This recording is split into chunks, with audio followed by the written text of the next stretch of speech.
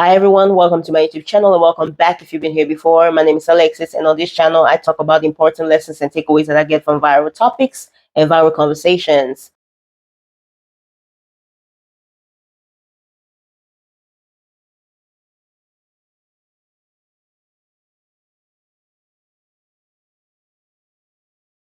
Today I wanted to talk about a few ways in which I believe a woman can up her chances of finding real connection, not just with other people, but even within herself. What inspired me to make this video today is that I came across two separate videos from two different women on TikTok that went kind of viral.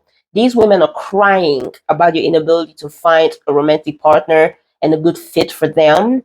And I said romantic partner because in the videos, which I'm going to show you guys in a bit, they never mentioned anything about friendships or platonic relationships with coworkers or neighbors or anything like that. Even family members, they were mainly crying about your inability to find a romantic partner. One video is from last year and the other one is very recent, like a few weeks ago.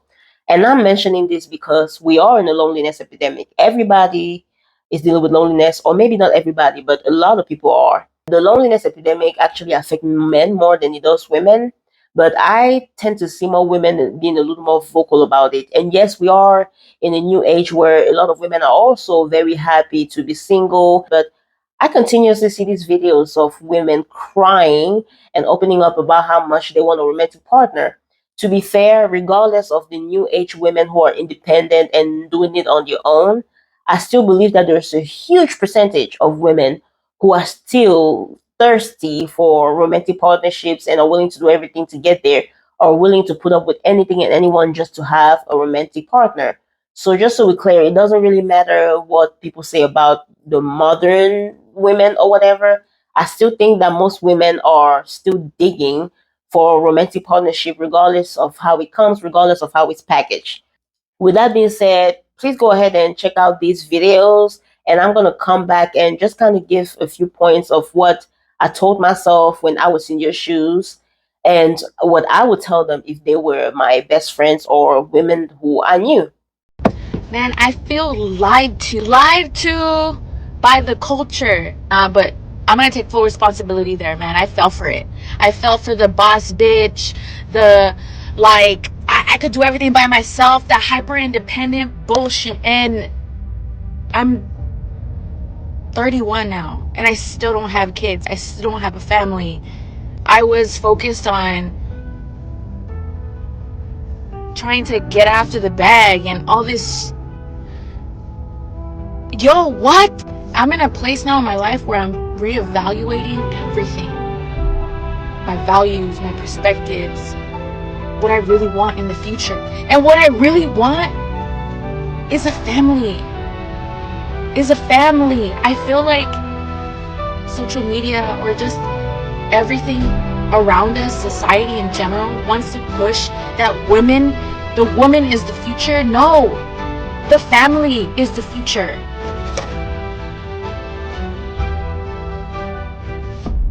I'm not someone that posts or cries or anything on the internet, so this is a new one for me. I guess I need girls to rally with me and lift me up because I feel so defeated right now. I've been trying to meet someone, just anybody worth my time for years. And dating apps are so awful. I don't need to explain to you how awful the dating apps are. So I've been trying to meet people in public, and they're still trash when I do randomly meet people in public. But tonight takes the cake.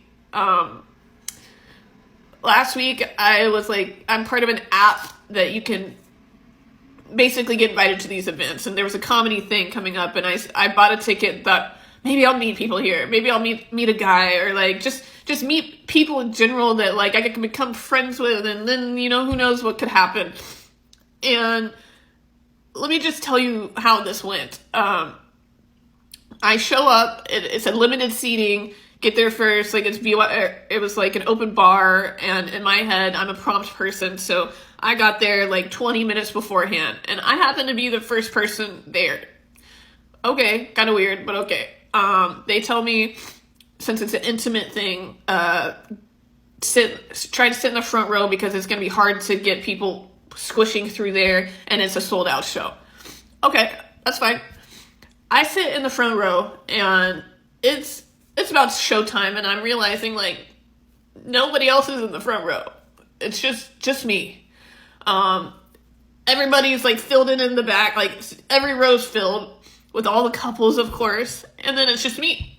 I guess people, like some people had, I mean, of course, some people are going to drop out and not show up, but the host of the show comes up to me really quickly and like mouths thank you for like sitting in the front row, and she proceeds to go up onto the stage and pointed out, like, had everyone clap for me for being brave enough to sit in the front row, and like that was fine. Like I get it, like, you know, people are afraid to sit in the front row, and I was kind of excited for it when I thought there was going to be people there.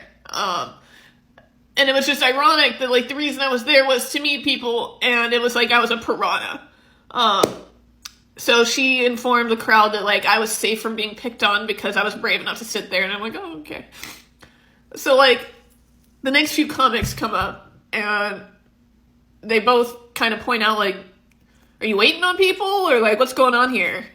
And I'm, you know, have to admit like, no, I'm trying to meet people. And you know, again, they're nice. They're not being mean to me about it, but it's mortifying. It's mortifying. And then another comic comes up, and again, it's just like, you're pretty, but like, you know, and it's just, yeah.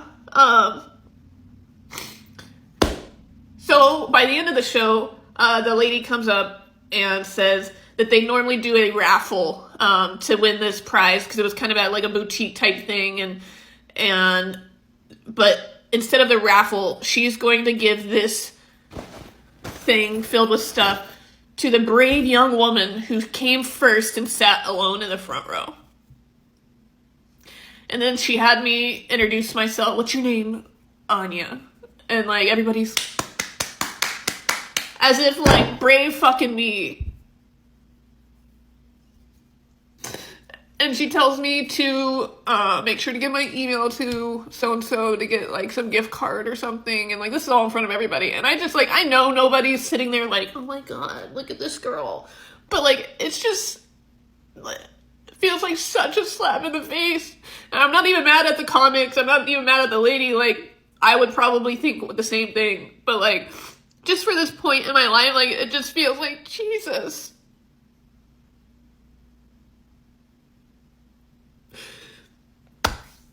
Like, I don't want to go out again. I'm tired of it. I'm over it. I'm sick of it. When I try, like, shit like this happens, and dating apps suck. And then I get into an Uber on the way home because I can't go have a drink like I wanted to because I have this giant fucking bag full of shit to carry around. And I get in this Uber, and it's this 75-year-old woman with her dogs. And she won't stop talking about her dogs and like how she got an oil change and what'd you do tonight? Was the comedy show good? And like, I'm being nice and polite, but all I can think about is like, this is gonna be me. Like, and I know that's worst case scenario. And it's not even like that's a terrible thing to be single all your life, but like, I just can't help but feel like I'm gonna turn into this because I'm never gonna meet someone. And for everybody who's gonna tell me it'll come along when you least expect it. I've been hearing that for like 7 years, okay? I'm so sick of hearing that. There's such a thing as people that just don't find their person and don't get married. So like, I'm a realist. And the realist in me is starting to think like, that's gonna be me. And I'm depressed now over it.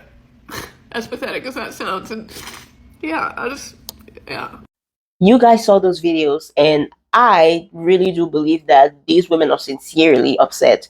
They seem very honest, and your tears are very real. They don't seem like they are BSing to me. So let me go ahead and just get into my key points and what I would tell them if they were my best friends. My first point is never be the first one at the event where you want to meet people. And this is mainly for the most recent video, the lady who went to the comedy show. She clearly, as she mentioned, went there to meet somebody, but she was the first to arrive. I don't think it's a good idea to be the first one at any event if you are going there purposefully to meet someone or make friends. A networking event or whatever other events, right? I don't think it's a good idea to be the first one there. The reason why is because you want to get there and you want to be able to scan the room. You want to get there when most people are already there, so you can just kind of scan around to know what kind of environment you are getting yourself into. If you are going there alone and wanting to meet somebody, I really wouldn't advise to be the first one. You kind of want to get there after everybody or after most people, see the people you want to interact with, being able to walk into a room full of people who are already there to meet, not just people who you gotta sit around and wait on. People go to networking events in partnerships all the time. Like, people bring your best friends in. So if you are planning on going to those events alone, chances are you are amongst a few. It wouldn't hurt for you to just get there after everybody has already arrived. Obviously, if everybody have the same idea, then everybody is going to get there at the exact same time, and most of those people would probably be alone like you, and you guys can get there at the same time and mingle if they're alone too. But most people get to these events with people that they already know, and you as a person who's just single and alone, ready to meet people, I think it's advisable to get to these networking events after everyone is already there. Number two, please surround yourself with people who are not afraid to be alone. When you're dealing with people who don't mind being alone, they're actually gonna have higher standards and they're gonna keep you on your tippy toes. They're not gonna allow you to show up anyhow, and that's also gonna help you become a better version of yourself. I can say I know it will be difficult because people who don't mind being alone are also not gonna be suckers for friendship. If you have some type of desperation energy all over you, they'll probably reject you. I think it's okay to try. I think it's okay to do everything in your power to be around those people. Or if you cannot necessarily be around those kind of people, it will be very good to kind of study the way they move. I think it's beneficial to be around those kind of people because they're either going to be the best connections, the realest connections you would ever have, or you can just learn so much from them that they're going to teach you how to be able to stand on your own 2 feet without really needing anyone. Number three, do not put yourself out there unless you are okay with being rejected or being placed under a spotlight. For the people who put themselves out there, there's actually more rejection than there is acceptance. Do not put yourself out there unless you are okay with being under the spotlight, unless you are okay with people picking your brain, unless you're okay with people really wanting to get to know the real you. You never know what might happen if you're putting yourself out there. If you're looking for somebody, you might find somebody who wants to know the whole you and the real you, even parts of yourself that you don't even know about yourself. Are you sure you are okay with somebody getting that close to you? You have to really ask yourself that before putting yourself out there, because you never know how things might turn out. When you are seeking a relationship with anybody, especially when it comes to building real connections, anything could happen. Please make sure that you're okay with somebody trying to get to know you for who you really are, or just somebody rejecting you for whatsoever reason. You need to be okay with those things. Number four, I would say be honest with yourself. Why are you putting yourself out there? What kind of connection are you looking for? The lady who went to the comedy club saw a woman in a taxi with her dogs. To her, a woman alone in a taxi with her dogs is the worst thing that could happen. I get in this Uber and it's this 75-year-old woman with her dogs. And she won't stop talking about her dogs and like how she got an oil change and what did you do tonight? Was the comedy show good? And like I'm being nice and polite, but all I can think about is like this is gonna be me. Like, and I know that's worst case scenario. And it's not even like that's a terrible thing to be single all your life, but like I just can't help but feel like I'm gonna turn into this because I'm never gonna meet someone. She believed that the lady in the taxi was like the worst case scenario, but then she's trying to take it back. I did not really like it because it seemed to me like she's looking for something, she's looking for connection, but she's not being real with herself. If the worst case scenario for you is to end up alone, then that means you're desperate. But then you cannot pretend as if you're not desperate, because I'm pretty sure when she encounters new people she's trying to make connections with, they can smell that desperation. Now, if she believes that she's not desperate because she wants to convince herself that the lady in the taxi with the dogs is not the worst case scenario, even though she's pretty much saying it, that's not being honest with yourself, babes. Somebody who's looking for real connection would understand the lady in the cab with her dogs on a Friday night. She's going outside her way looking for somebody who's just going to fill up space. That's why she cannot see beauty, or she cannot see the happiness in the woman. What even told her that that woman wasn't happy? But to her, that's the worst thing that could happen. But she's outside looking for real connection, but focusing on surface level things. Usually, the energy that you release to the universe is the exact same energy that you get back. So if you lie to yourself and pretend as if the energy that you're putting out there is something completely different from what you actually want, what you get back is not going to be something that you appreciate. What you get back is going to be the opposite of what you want, because you are not honest with yourself. What exactly are you looking for? Are you looking for just somebody who's going to be around you, and even if it's just pretending to like you, or are you looking for that real connection? Because that real connection is very hard to find. So number 5, when people say you're going to meet somebody when you least expect it, it's not necessarily that you're just not going to be looking anymore. You're going to meet somebody when you let go of whatever fairy tale ideologies that you had in the back of your mind about who your Prince Charming is going to be. That's also what that means.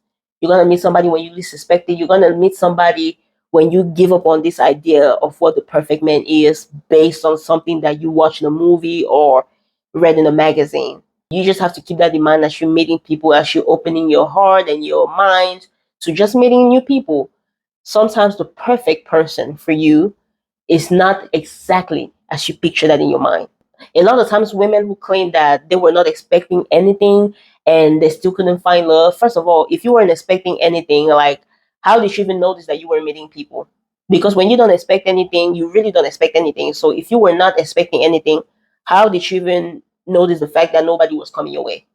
You're not supposed to know, like, you're not supposed to even notice those things. When you are not expecting anything, it should be just not expecting anything at all at any given time of the day. So when people say it's gonna come when you least expect it, believe it. It's gonna come when you least expect it. It's gonna come in the kind of package that you least expected it to. It's gonna come maybe in a different kind of environment. Still good for you, just not the way you pictured it.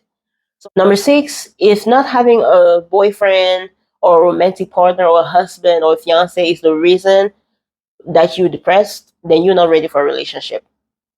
If you cannot be happy on your own, then you will not be happy with a romantic partner, because somebody cannot be responsible for your happiness. You have to be able to figure that out on your own before you move forward into being with anybody. The ladies in the video, a lot of other women can relate to this. The crying over not meeting somebody, the crying over wanting a husband and a family. You have all the right in the world to feel that way and to let it all out. However, if this is the state in which not having a romantic partner leads you to, I don't think you're ready for one. I really don't. And I think you need to take a moment to get your stuff together. You need to be able to pick yourself back up right after something bad happens with a romantic partner. And it will be hard to do so when your happiness depends on someone else, your romantic partner. So number 7 kind of ties into number 6. If you cannot be happy by yourself, you will not be happy with a romantic partner. If you cannot be happy on your own, you cannot be happy with a husband or boyfriend unless you make yourself into a vegetable, right? With no emotions, no personalities, no anything. You are a human being. As a woman, you are a person. If you cannot find a way to get to know who you are and being able to be happy with who you are, anybody can just come sweep you off your feet and turn you into what they think you should be. The only way you can truly be happy with a romantic partner is if you have already took the time to get to know who you are as a person. And with that relationship with yourself, you're going to be able to develop a strong, real, healthy relationship with others. Without that, it's a waste of time. Sooner or later, your reality is going to catch up to you. The real you is going to come out sooner or later. It never fails. The real you is going to come out, and your romantic partner might not know what to do with it. But if you knew who you were from the jump, you'll be able to introduce that person to a romantic partner and then decide if it's a good fit or not. It kind of ties to number 6, like I said. If a lack of romantic partnerships makes you depressed, don't go looking for one. And with number 7, if you cannot be happy on your own, don't go looking for a romantic partner either. Just take a moment to figure that out. But you don't want to get lost into these relationships. You don't want to get lost into these partnerships and these friendships because you don't know who you are. You never took the time to really get to know you, or your happiness is dependent on somebody else. Number 8, always take a moment out of your day to appreciate all the things that you already have. I think those ladies We're too focused on the relationship that they don't have. It is very important to look around you or within you and to appreciate the love that you already have for yourself or that other non romantic partners have for you. Please take a moment to just appreciate everything and everyone around you that is non romantic, just to take your focus off of that need for romantic partnership for a moment, because it will make you depressed. And depression, things like that, will get you to a state of desperation, and we don't want that. When you finally meet somebody, the connection will probably be a little more real because you are appreciative of what you already have. Be grateful for the things that you already have in your life. Be grateful for the love that you already have around you or within yourself, and that's gonna help you being able to detect when the appropriate love is coming your way. Fruitful, fulfilling, vibrant, happy love. The best way to being able to detect that and appreciate that is if you already know how to appreciate the little bit of love that you have in you or around you. For number 9, being vulnerable on the internet is extremely dangerous because people are watching you when you're on the internet. And when you get on social media and cry the way those women are doing, it puts you in a vulnerable position where everybody who's ill intended can come your way. Men, abusers, users, assaulters, all of them on social media just looking for the perfect victim. And the perfect victim is the woman who's desperate. Desperate for love, desperate for a man, desperate for a family, etc. I think it's completely healthy and fine to show emotions. It's just you don't want to show emotions to the wrong people. And yes, the internet, the audience on the internet have a lot of people who like you and love you and care, but there's also those people who would use your content against you any day. They were very emotional, very raw. They were upset, they were crying, they were angry, they were sad, all the emotions out there. And I don't think it's a good idea. I don't think it's a good idea at all. I think it puts women in a very vulnerable position, and we all have to be careful how we present ourselves online. It's not just when it comes to taking our clothes off and being half naked for the world to see. It's also when we take our emotional clothes off, pretty much, and let our spirit show. People with good intentions are watching, but people with not so good intentions are watching as well. So please be careful and please be safe. And number 10, which is the final one, I would say building a personality that sets you apart from your relationship is going to help you greatly. Being able to connect with somebody not out of necessity, not because you didn't think you could find any better, but because you went ahead and had your own personality and stood on business until you could find what you were looking for, it's gonna lead you to nothing but real honest relationships. Sometimes when us women get in a relationship, we just kind of reject everything else that makes us who we are, and we just kind of give up on our dreams and give up on our personalities and just devote ourselves to serving our family, pretty much. I think that right there leads to relationships with people who just want to use and take advantage. Having a personality and a relationship with yourself outside of every relationship you could have is probably gonna benefit you way more in the long run. And it's not just when you're single. Having your own personality, even when you are married in a relationship, would benefit you altogether. When you have your own personality and your own things going on, no one can take that from you. This marks the end of my video. Thank you so much for everybody who watched to this part of the video. I am very appreciative. If you please go ahead and hit the like button, subscribe, and comment, and let's go ahead and chat. Why not? I am so happy to have you guys here. Thank you, and I will catch you guys next time. Bye.